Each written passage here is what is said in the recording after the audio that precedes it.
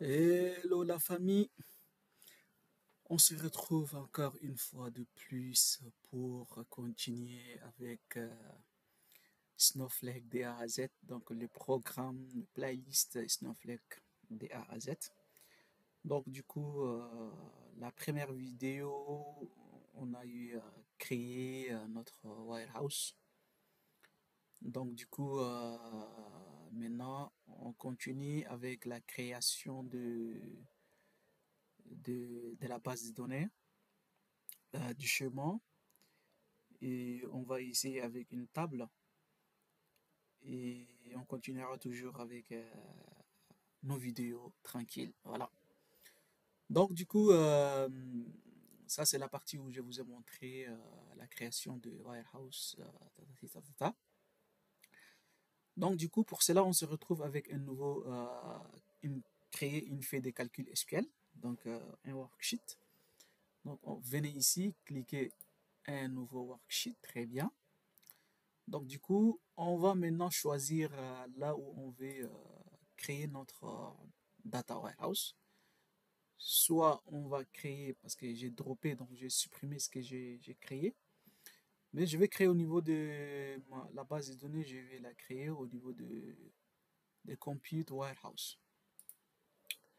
Donc à cela, j'ai juste quelque chose, voilà. Ça c'est des choses que j'ai faites. Donc je colle là. Donc la première des choses qu'on va essayer de faire, c'est d'abord, ici c'est aucune base de données sélectionnée, c'est normal. Donc on va créer à nouveau notre base de données. Donc la première des choses est de faire create database MadDB. Ou on peut dire if not exist, create. Maintenant, voilà, on sait que ça n'existe pas. Donc je vais créer ma base de données. Donc je sélectionne comme ça et j'exécute. Très bien. La base de données, ma DB, a été créée avec succès. Donc cette base de données a été créée sur le Warehouse Compute Warehouse XSmall. Donc je viens ici au niveau des bases de données, mon projet là. Ça c'est le dernier projet, ouais. Base de données. Donc je vais actualiser pour voir. Et ben voilà, je retrouve ma DB. Vous voyez, n'est-ce pas? Je retrouve la base de données créée. Je retrouve information schema, je trouve le vue, mais je ne retrouve pas encore le schéma parce que je n'ai pas encore créé le schéma. Donc, ici, on va créer le schéma. Mais avant tout, on va parler un peu du schéma. C'est quoi? Qu'est-ce qu'un schéma en fait? Un schéma, on peut dire, c'est une structure logique qui organise et gère les objets en fait, d'accord? Les objets des bases de données.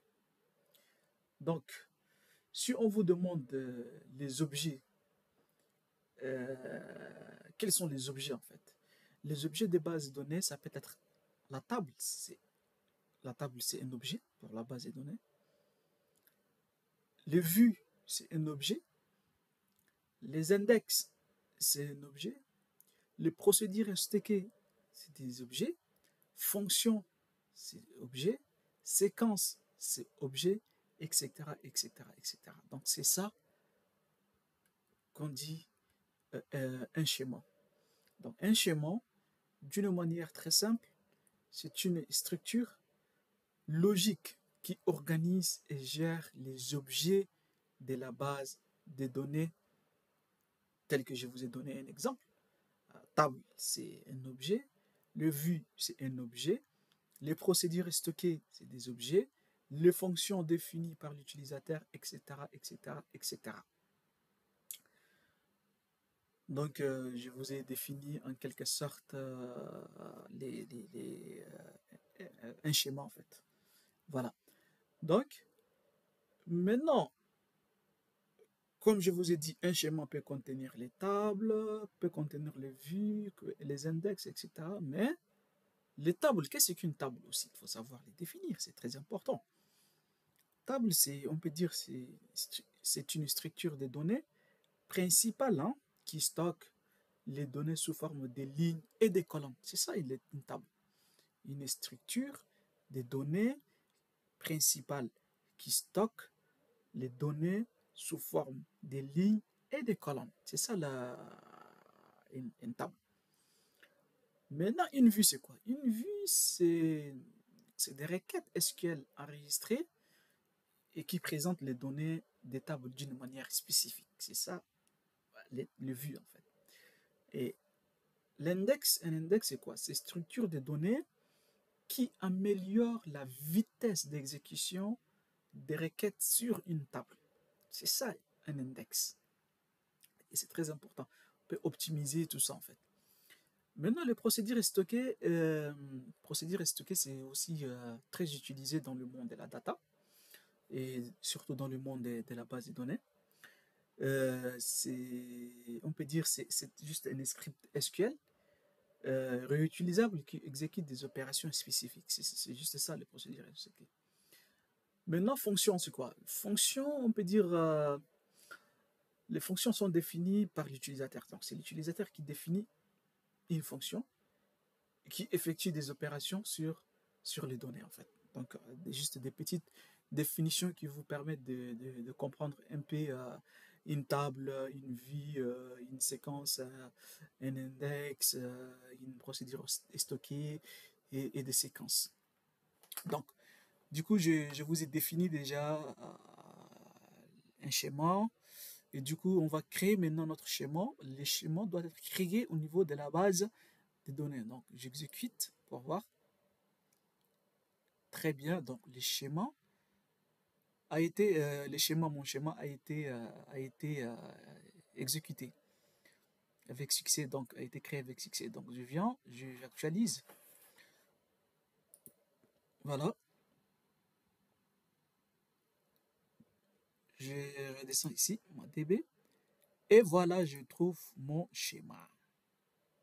Donc, du coup, comme je vous ai défini déjà les schémas, donc on a dit encore la répétition, ça fait partie de la pédagogie. Donc, je répète encore une fois de plus, je vous ai dit, un schéma, c'est une structure logique qui organise et gère les objets de la base des données. Je répète encore, on dit la répétition, ça fait partie de la pédagogie.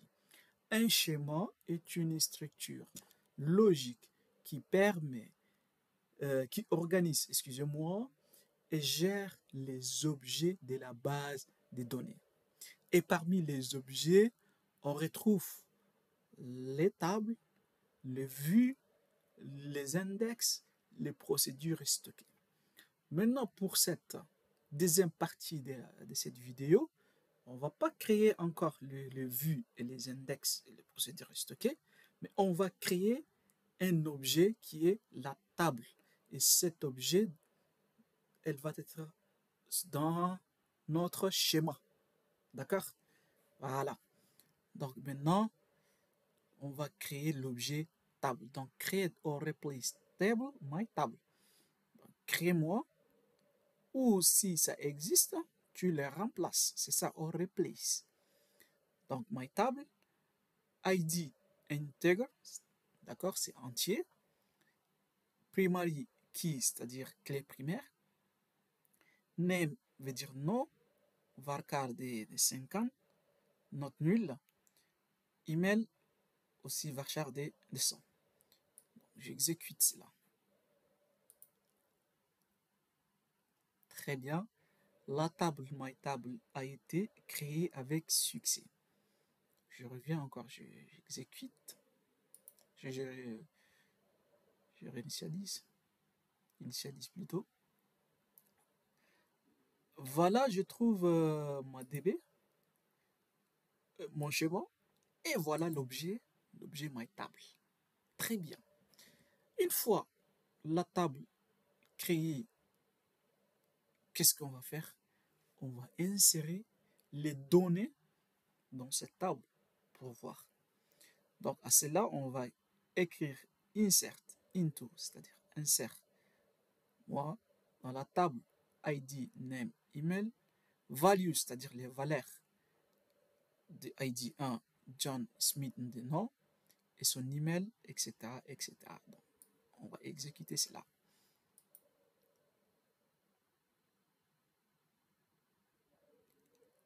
Très bien. Donc, on a inséré 3 données. Donc, qu'est-ce qu'il faut faire?